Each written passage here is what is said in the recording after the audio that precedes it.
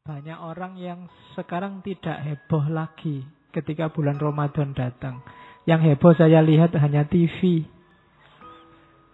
dan Facebook dan WA. Itu pun karena kamu copy paste, ada satu orang bilang mohon maaf menjelang Ramadan, terus kamu share kemana-mana.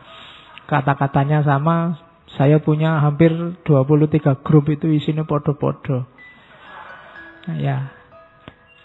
Jadi ya memang agama Islam menyuruh kita senang dengan kedatangan Ramadan. Orang Jawa zaman dulu mengekspresikan senangnya dengan tradisi-tradisi. Di Jawa dikenal megengan. Megeng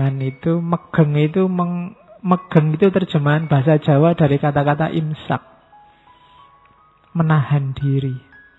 Jadi megengan itu ya artinya menahan. Merayakan hari ketika kita diajari untuk menahan diri. Itu namanya megengan. Jadi ya dalilnya itu tadi. Man fariha biduhuli Ramadan. Siapa yang senang dengan datangnya Ramadan. Dan seterusnya. Jadi kalau ada yang bilang megengan itu bid'ah, ada dalilnya. Dalilnya apa? Mengekspresikan kesenangan. Ya meskipun kita sering lebih fokus ke bancaannya. Ya. Cuma maunya itu. Seneng lah orang Jawa terus pakai tradisi. Biar senengnya lebih berlipat-lipat. Dengan segala macam atributnya, makan-makannya, sodakohnya, syukurannya, dan lain-lain. Jadi heboh lah, tidak apa-apa. Ramadan ini datang. Banyak yang bilang, ala pak puasa aja, sudah biasa kita puasa. Sejak kecil sudah puasa. Sudah dilatih untuk puasa Ramadan, jadi biasa-biasa aja. Iya, berarti level puasa kita memang masih di level itu. Harusnya kita kita dapat momen bagus dari Allah. Saya membayangkan perintah puasa itu kayak mahasiswa disuruh bikin makalah. Disuruh bikin makalah itu kan kepentingan kita loh sebenarnya itu. Kita jadi pinter nulis, kita jadi baca-baca. Apalagi dosennya bilang wajib bikin makalah 15 halaman. Kita kan geruneng. Masa bikin orang capek aja, otoriter. Loh enggak, bikin makalah itu tidak untuk kepentingan dosennya, untuk kepentingan mahasiswa. Kalau kita nggak dipaksa bikin, kita nggak akan bikin. Itu puasa. Sama Allah wajib deh. Allah sangat ngerti apa manfaatnya puasa. Lahir batin untuk hidup kita. Maka sama Allah dibikin wajib puasa. Karena kalau Allah bilang sunnah, boleh puasa, boleh enggak, kita tetap milih enggak puasa.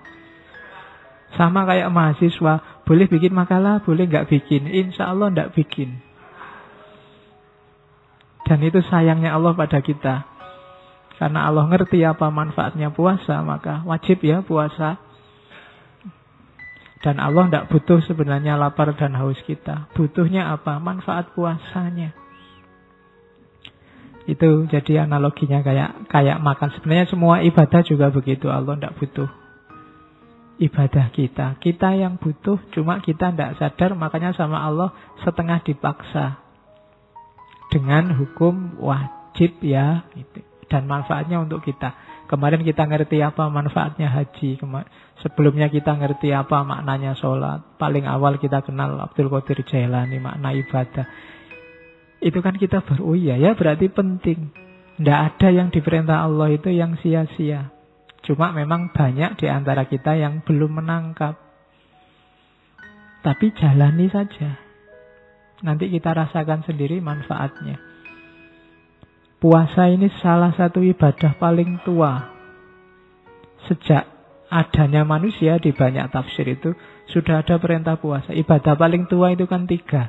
Puasa, korban, kemudian sholat. Sholat dalam arti ritual penyembahan tertentu. Mungkin tidak persis sama sholat kita, tapi setiap nabi pasti punya itu. Korban itu semacam persembahan. Apa yang dikorbankan untuk Allah. Sejak zaman Nabi Adam, Qabil dan Habil sudah ada korban. Zaman Nabi Adam juga sudah ada puasa. Konon puasa Ayyamul Bid 13, 14, 15 itu sudah dilakukan oleh Nabi Adam.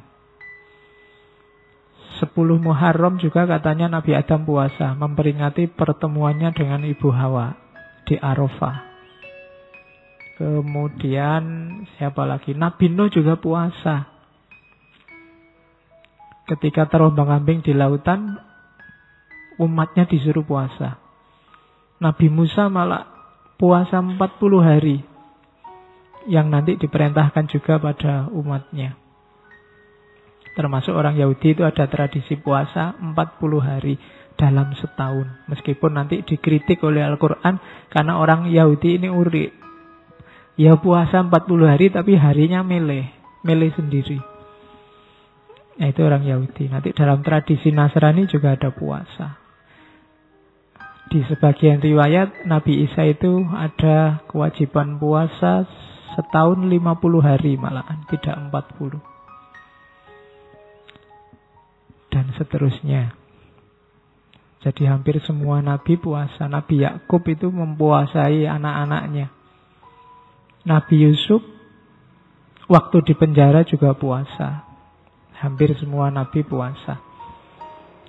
Filosof Plato itu puasa.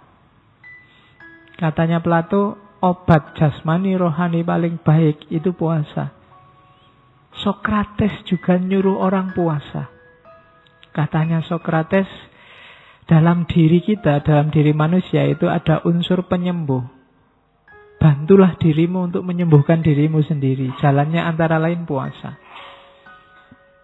Jadi mbahnya filosof aja poso. Masa kalian tidak puasa? Nah itu arahnya ke situ. Jadi mungkin kalian belum menangkap. Yang kalian tangkap sampai detik ini puasa itu ya lapar dan haus. Terus kalau sudah maghrib balas dendam. Ya. Jadi cuma itu. Sebenarnya manfaatnya banyak. Ya antara lain nanti kita gali dari kitabnya Ghazali malam ini. Binatang juga kan banyak yang riwayatnya puasa. Yang paling terkenal kan kisahnya ulat yang jadi kepompong terus jadi kupu-kupu. Atau ayam yang puasa ketika dia mengerami telurnya 21 hari malahan. Apalagi ular ketika dia ganti kulit dia harus puasa. Apalagi beruang kutub waktu hibernasi juga puasa. Apalagi ikan salmon waktu dia migrasi besar-besaran yang jaraknya bisa sampai 1000 mil itu dia harus puasa biar bisa gesit. Kalau nggak puasa dia nggak bisa gerak cepat, nggak bisa nututi teman-temannya. Maka puasa bareng-bareng terus nyebrang bareng-bareng. Itu ikan salmon. Tumbuhan juga puasa, jangan salah. Beberapa tumbuhan itu kalau dia ingin tetap hidup, dia harus mau menggugurkan daun-daunnya tertentu.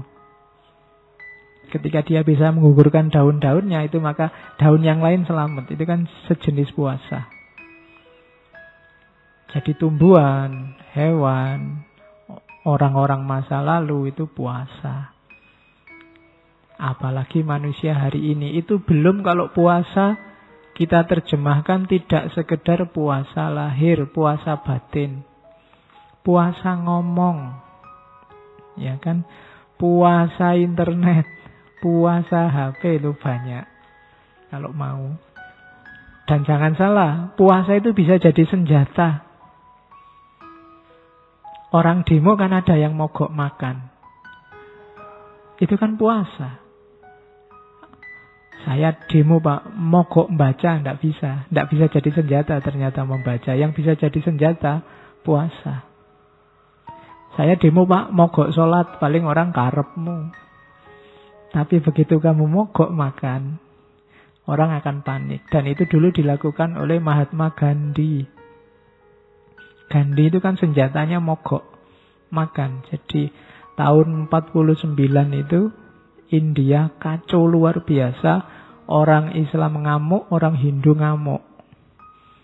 Indonesia hari ini masih untung. Yang kelihatan ngamuk masih Islam saja.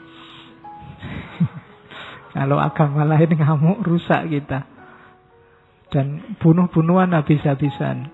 Saat itu Gandhi ini tokoh terkemuka, dihargai oleh Muslim, dan tokoh suci dalam agama Hindu. Makanya gelarnya Mahatma. Jiwa yang maha, jiwanya besar. Dan Gandhi deklarasi, saya tidak akan makan sebelum kalian berhenti bunuh-bunuhan. Dan akhirnya sukses. Puasanya Gandhi. Oke, itu salah satu contoh bahwa puasa bisa jadi senjata. Kalau nggak percaya, misalnya bapakmu ngirim uangnya kurang terus kamu minta, Pak ini duitnya kurang, ya sudah itu habis-habisin, ya sudah saya tak puasa aja kalau gitu. Nggak tegel mesti bapakmu. Saya nggak makan lah saya, oh nggak tegel mesti bapakmu.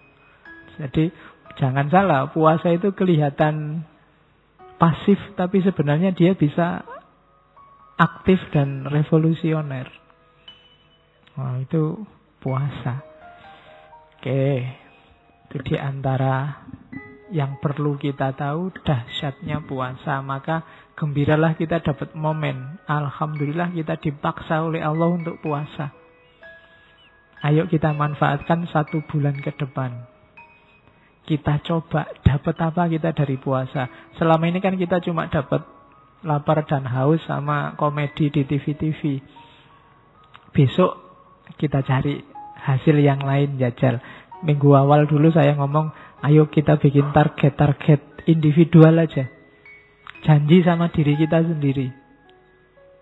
Ramadan kali ini Pak, misalnya saya mau khatam sekali, kemudian nulis 1 artikel yang bagus ilmiah 1, kemudian itu target individual. Coba untuk dirinya sendiri.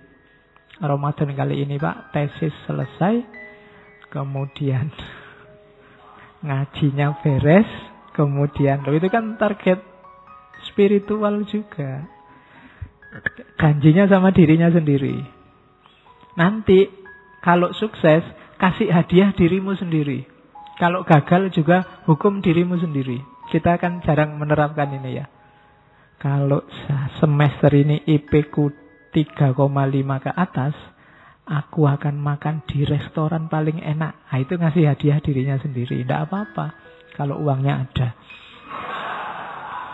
Loh ya kalau nggak ada uangnya, ya masuk kamu mau nekat.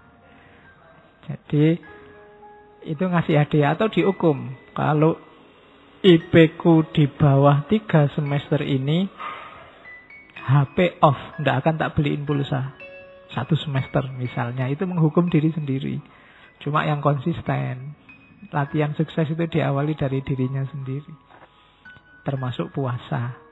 Saya tidak tahu sudah berapa Ramadan kalian janji mau khatam tapi tidak pernah khatam. Biasanya semangat hari pertama, kedua, ketiga, setelah itu wallahu a'lam bishawab. Ramadan ini ayo latihan, tantang lagi.